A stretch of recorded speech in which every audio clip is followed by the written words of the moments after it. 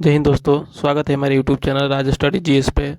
दोस्तों, इस वीडियो में हम एसएससी जीडी के लिए प्रीवियस ईयर के कुछ इम्पोर्टेंट क्वेश्चन लेके आए हैं जो कि काफ़ी महत्वपूर्ण है और अब की बार एग्ज़ाम में आने की संभावना भी है। और अगर आपको याद होगा तो आपका रिवीजन हो जाएगा और जिसको याद नहीं होगा उसको याद हो जाएगा। बहुत ही सिलेक्टिव क्वेश्चन है। यदि आपको जितना सही करते हैं उसको कमेंट बॉक्स में बता सकते हैं। तो चलिए, वीडियो कैसा लगेगा उसको भी बताइएगा कमेंट बॉक्स में। तो चलिए शुरुआत करते हैं पहले प्रश्न से। पहला प्रश्न है कि स्वराज पार्टी की स्थापना किस वर्ष की गई। तो इसका ऑप्शन है कि 1919 में, 1920 में, 1922 में, 1923 में। तो इसका सही उत्तर है 1923 में। स्वराज पार्टी की स्थापना 1923 में मोतीलाल नेहरू और सच्चिदानंद सिन्हा के द्वारा स्वराज पार्टी की स्थापना 1923 में की गई, इलाहाबाद में। जगह का अगर नाम भी पूछ लिया जाएगा तो आप बता सकते हैं इलाहाबाद में। तो ये काफ़ी महत्वपूर्ण है, ये पिछले ईयर में पूछा गया है। स्वराज पार्टी की स्थापना किस वर्ष की गई, तो 1923 में। नेक्स्ट देखते हैं कि जालियांवाला बाग के नरसंहार के समय भारत का वायसराय कौन था। तो इसका ऑप्शन है कि Lord Canning, Lord Ripon, Lord Curzon, Lord Chelmsford. तो इसका सही उत्तर है लॉर्ड चेम्सफोर्ड। जालियांवाला बाग हत्याकांड के समय जो वायसराय था उसका नाम था लॉर्ड चेम्सफोर्ड। और जालियांवाला बाग हत्याकांड 13 अप्रैल 1919 को यह घटना हुआ था, जिसमें हज़ारों लोगों की हत्या हो गई थी और हज़ारों लोगों की मृत्यु भी हो गई थी। लॉर्ड कैनिंग के बारे में हम देखेंगे तो 1857 के विद्रोह के समय यह भारत का गवर्नर जनरल था। लॉर्ड रिपन 1881 ईस्वी में पहली बार दशकीय वृद्धि की शुरुआत हुई थी और उस समय गवर्नर जनरल था। लॉर्ड कर्जन के समय 1905 में बंगाल का विभाजन हुआ था। तो ये सभी काफ़ी इम्पोर्टेंट पॉइंट्स हैं जो कि एग्ज़ाम में आने की इनकी संभावना है, तो इसीलिए इसको डिस्कस करते हुए चलते हैं। चलिए देखते हैं अगला प्रश्न। अगला प्रश्न है कि कौन सी पुस्तक जवाहरलाल नेहरू द्वारा लिखी गई है। तो इसका ऑप्शन है कि passage to India, my experiment with truth, India wins freedom, discovery of India. तो इसका सही उत्तर है discovery of India. Discovery of India Jawaharlal Nehru के द्वारा लिखी हुई पुस्तक है। जवाहरलाल नेहरू के बारे में हम देखेंगे तो 1929 में जो लाहौर में अधिवेशन हुआ था कांग्रेस के, वह इसके अध्यक्ष थे। लाहौर में जो कांग्रेस का अधिवेशन हुआ था उसके यह अध्यक्ष थे। माई एक्सपेरिमेंट विथ ट्रूथ जो है गांधी जी की पुस्तक का नाम है। गांधी जी का पुस्तक का नाम है, तो काफ़ी महत्वपूर्ण है। चलिए नेक्स्ट देखते हैं। अगला प्रश्न है कि लेडी विथ द लैम्प के रूप में किसे जाना जाता है। तो इसका ऑप्शन है कि John of arc, Helen Keller, Florence Nightingale, Sarojini Naidu. तो इसका सही उत्तर हो जाएगा फ्लोरेंस नाइटिंगेल। फ्लोरेंस नाइटिंगेल को लेडी विथ द लैम्प के रूप में भी जाना जाता है, तो इसका सही उत्तर हो जाएगा फ्लोरेंस नाइटिंगेल। नेक्स्ट देखते हैं। नेक्स्ट है कि एहोल प्रशस्ति के रचयिता रवि कृति किस चालुक्य शासक का दरबारी कवि था।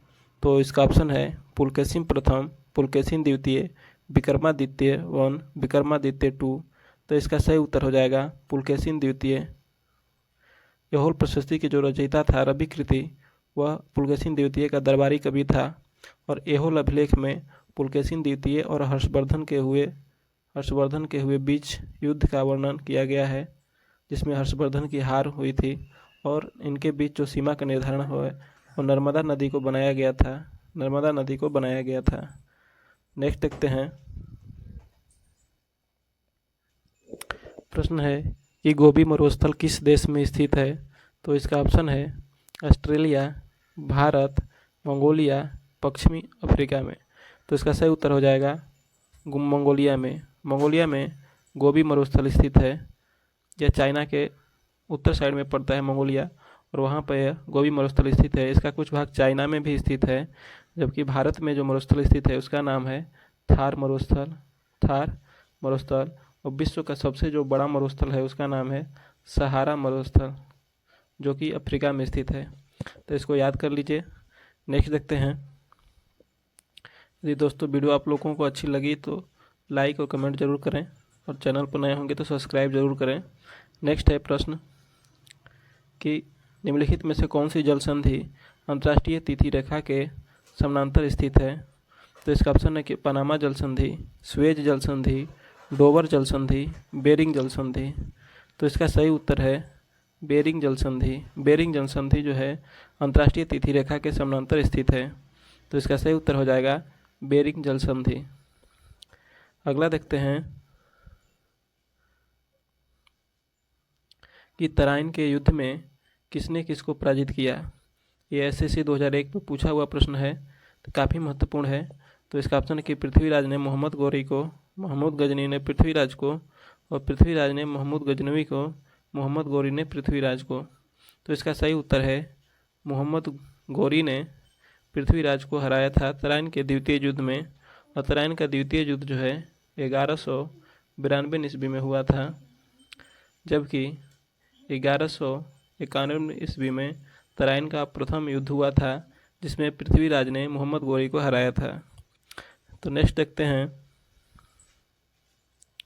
कि सूर्य की सतह पर हाइड्रोजन के अलावा दूसरा कौन सा बहुतायत से पाया जाता है, यानी बहुत ज़्यादा पाया जाता है? तो इसका ऑप्शन है कि हीलियम, नियोन, ऑर्गन, ऑक्सीजन। तो इसका सही उत्तर है हीलियम। सूर्य के सतह पर हाइड्रोजन के अलावा सबसे ज़्यादा मात्रा में हीलियम पाया जाता है। हाइड्रोजन का परमाणु संख्या 1 होता है, हीलियम का 2 होता है, लिथियम का 3 होता है। तो इसको भी आप याद कीजिए, ये भी इम्पोर्टेंट है। नेक्स्ट देखते हैं कि पृथ्वी को उसके काल्पनिक अक्ष पर घूमने को क्या कहा जाता है? तो इसका ऑप्शन है कि परिभ्रमण, कक्षा, घूर्णन, और इनमें से कोई नहीं। तो इसका सही उत्तर है घूर्णन। पृथ्वी जब अपने काल्पनिक अक्ष पर घूमती है तो उसे घूर्णन कहा जाता है। और घूर्णन के कारण ही दिन और रात का होना होता है। जबकि परिभ्रमण जो होता है, पृथ्वी जब सूर्य की चक्कर लगाती है तो उसे परिभ्रमण कहते हैं। और सूर्य के चक्कर लगाती है यह 365 दिन में, और इसके कारण ऋतु परिवर्तन होता है। नेक्स्ट देखते हैं कि लाल रंग का दिखाई देने वाला ग्रह है, कौन सा ग्रह है? तो इसका ऑप्शन है कि शुक्र, शनि, मंगल, वरुण। तो इसका सही उत्तर है मंगल। लाल ग्रह जैसा दिखने वाला ग्रह मंगल ग्रह है। इसके 2 उपग्रह हैं, एक है फोबोस और एक है डिमोस। एक बार बार पूछता है क्वेश्चन कि सबसे छोटा जो है उपग्रह कौन सा है? तो है डिमोस। मंगल ग्रह का उपग्रह है डिमोस, जो कि सभी उपग्रहों में सबसे छोटा है।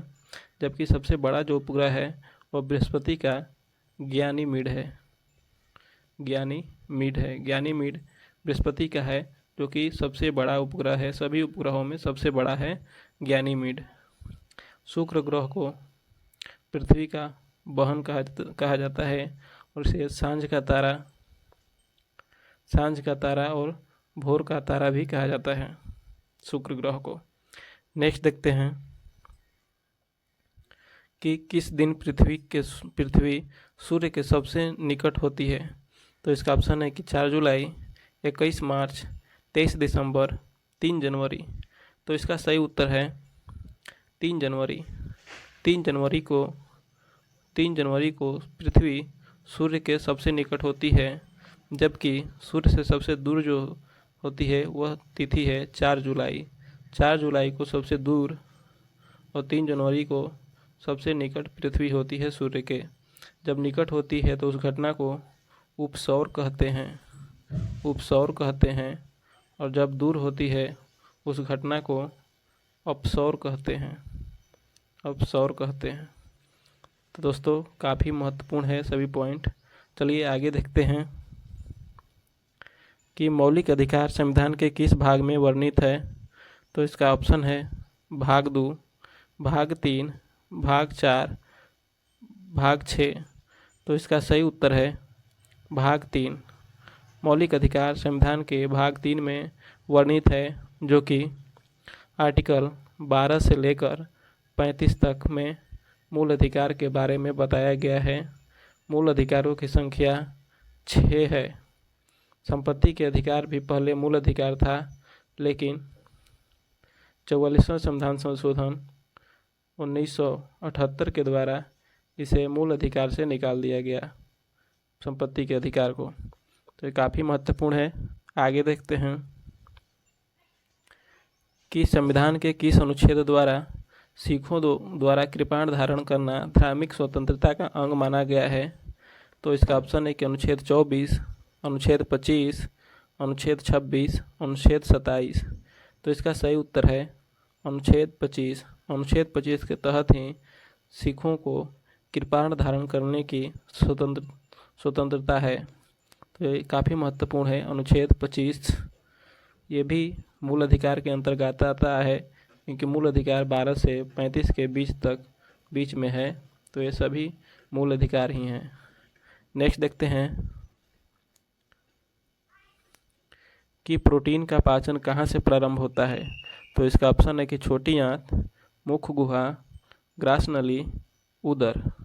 तो इसका सही उत्तर है उदर। प्रोटीन का पाचन जो है उदर से प्रारंभ होता है।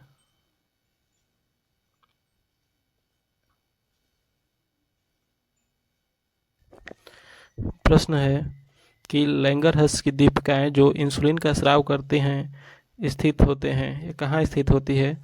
तो इसका ऑप्शन है कि तिल्ली में, मस्तिष्क में, अग्नाशय में, यकृत में। तो इसका सही उत्तर हो जाएगा अग्नाशय में। लैंगरहंस की जो दीपिकाएं होती हैं वह अग्नाशय में स्थित होती है, और इंसुलिन का जो स्राव होता है लैंगरहंस के दीपिका के बीटा सेल से इसका स्राव होता है।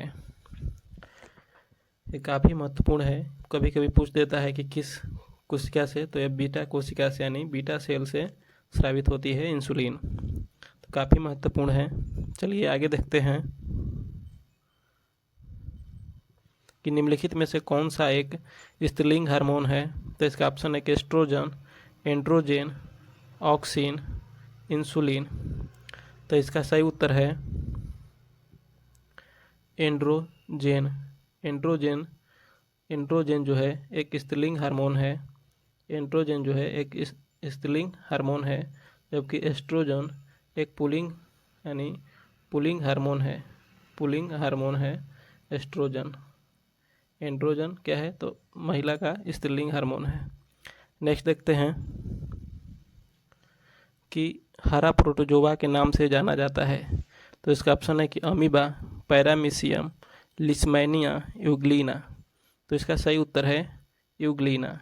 यूग्लिना को हरा प्रोटोजोआ के नाम से जाना जाता है, और इसे जंतु और पौधों के बीच योजक कड़ी कहा जाता है। यूग्लिना को योजक कड़ी कहा जाता है। कभी कभी प्रश्न पूछ देता है कि जंतु और पौधों के बीच की योजक कड़ी किसे कहा जाता है, तो उसका आंसर हो जाएगा यूग्लिना, और इसे एक नाम हरा प्रोटोजोआ के नाम से भी जाना जाता है। अगला प्रश्न देखते हैं कि खिलाड़ियों के उत्तम प्रशिक्षण देने के लिए व्यक्तियों को कौन सा पुरस्कार प्रदान किया जाता है। तो इसका ऑप्शन है कि अर्जुन पुरस्कार, एकलव्य पुरस्कार, द्रोणाचार्य पुरस्कार, सीके नायडू पुरस्कार। तो इसका सही उत्तर हो जाएगा द्रोणाचार्य पुरस्कार।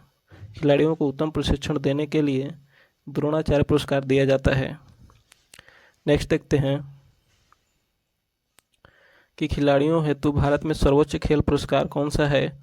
तो इसका ऑप्शन है कि द्रोणाचार्य पुरस्कार, अर्जुन पुरस्कार, राजीव गांधी खेल रत्न पुरस्कार, पद्म श्री सम्मान। तो इसका सही उत्तर है राजीव गांधी खेल रत्न पुरस्कार, जिसे वर्तमान में अभी ध्यानचंद पुरस्कार के नाम से जाना जाता है, राजीव गांधी खेल रत्न पुरस्कार को। अगला देखते हैं कि पुष्पों को क्रम से लगाने की जापानी कला को क्या कहा जाता है? तो इसका ऑप्शन है कि इकेबोता, इकेबाना, इकेफासा, बोनसाई। तो इसका सही उत्तर हो जाएगा इकेबाना। पुष्पों को क्रम में से लगाने की जो जापानी कला है उसे इकेबाना कहा जाता है। अगला देखते हैं कि माथेरान नामक हिल स्टेशन कहाँ पर स्थित है? ये एसएससी 2019 में पूछा हुआ प्रश्न है, तो इसको याद कर लीजिए क्योंकि 5 साल हो गया तो इसको पूछने की चांस ज़्यादा है। तो इसका ऑप्शन है कि मध्य प्रदेश, मणिपुर, केरल, महाराष्ट्र। तो इसका सही उत्तर है महाराष्ट्र। माथेरेन नामक हिल जो है महाराष्ट्र राज्य में स्थित है और महाराष्ट्र जनसंख्या की दृष्टि से भारत का दूसरा सबसे बड़ा राज्य है, जबकि पहला उत्तर प्रदेश है, दूसरा महाराष्ट्र और तीसरा बिहार है। अगला देखते हैं। दोस्तों इस वीडियो में इतना ही प्रश्न था। यदि आपको अच्छा लगे तो लाइक करें, कमेंट करें। यदि चैनल पर नए हो तो सब्सक्राइब करें। फिर मिलते हैं हम अगले वीडियो में। जय हिंद।